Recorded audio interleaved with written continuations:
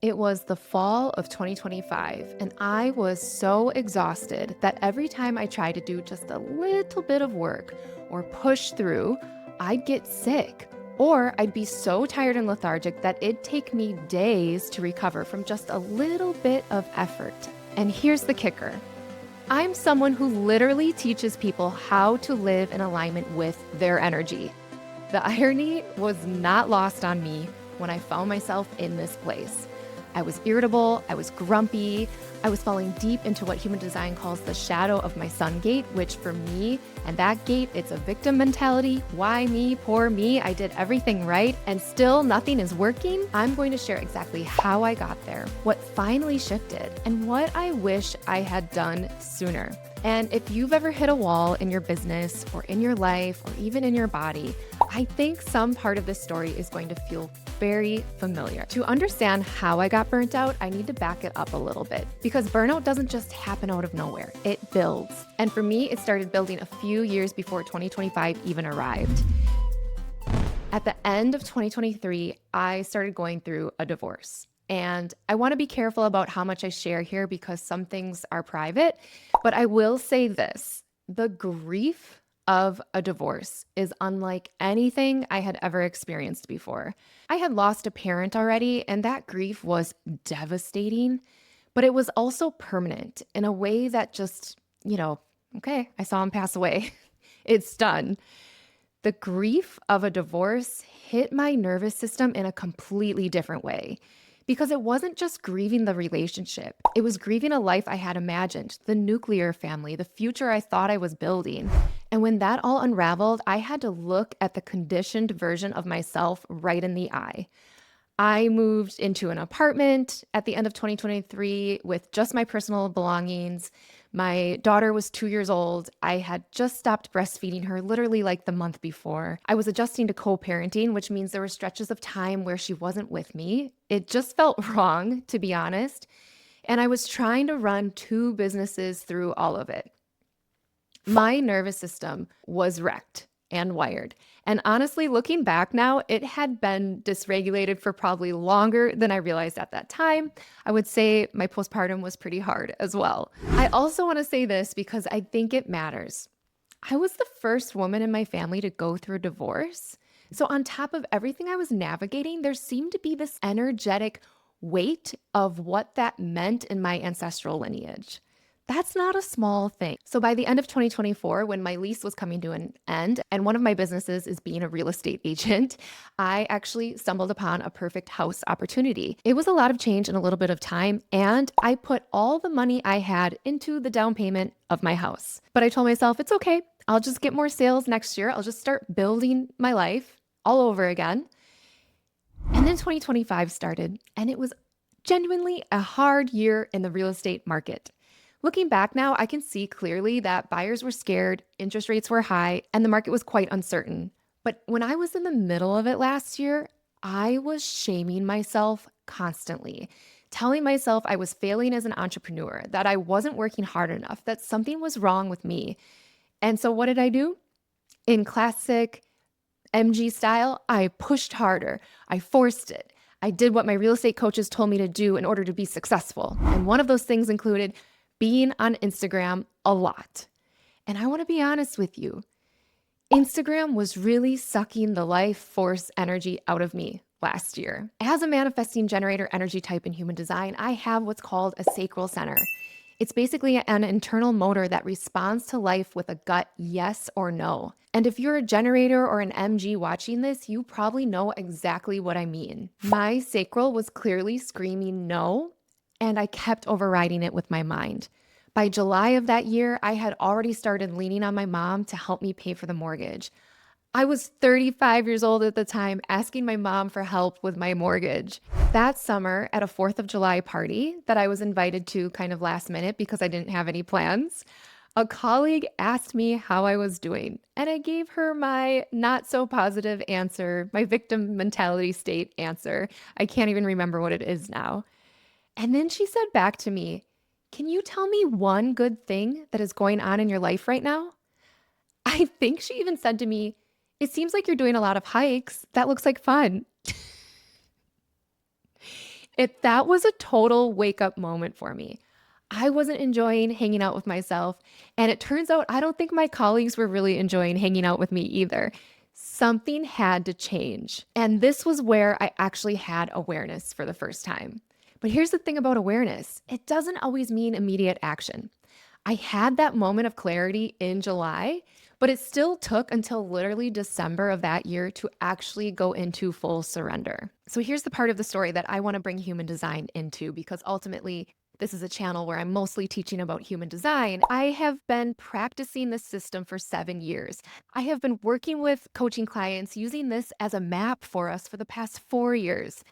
And I was not following my own design, like at all. If you're new to human design, here's some super quick context. It's essentially a system that maps out your unique energy type, how you're designed to make decisions, and where you're likely to get conditioned away from your authentic self. I'll link a video up in the corner if you want to go deeper. But for now, just know that each of us has an energy type, a strategy for how we move through the world, and an authority, which is our built in decision making style. It's what helps us get back into our body and stop making decisions with our mind. I'm what's called a manifesting generator, and our energy type, we have a lot of energy, and we're actually meant to do multiple things at once. We're fast, creative, and we love to initiate. Except here's the thing, we're not actually supposed to initiate. We're designed to wait, to respond to things that light us up in our gut, and to say no to the things that don't. Say no to things, you guys.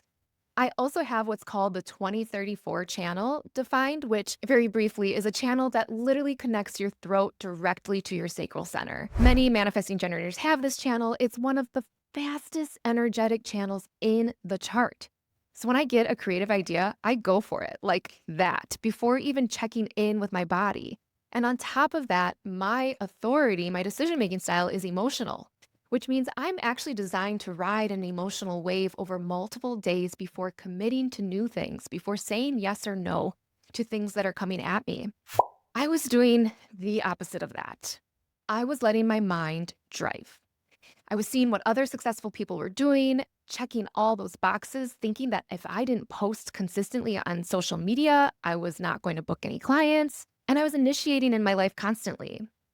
And then I was totally burning out. I also want to name something that I think is really important here. Knowing your chart intellectually is not the same as living it. I knew the chart very well, and I still got knocked off course. And I think having a very dysregulated nervous system can easily do that.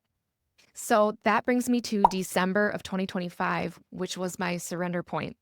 And I don't use that word lightly. I told my real estate team lead I needed to change the way I was running my business. I gave myself permission to step back totally from Instagram because I just knew in my gut that that was not going well for me. And December and January are slow seasons in real estate anyway. So honestly, it couldn't get any worse. And I knew if I allowed myself to focus more on my coaching business, on human design, I would reignite my sacral and my life force again. Also, I decided to energetically shift how I was receiving help from my mom. I stopped taking it begrudgingly and shaming myself, and I let myself actually accept it with grace.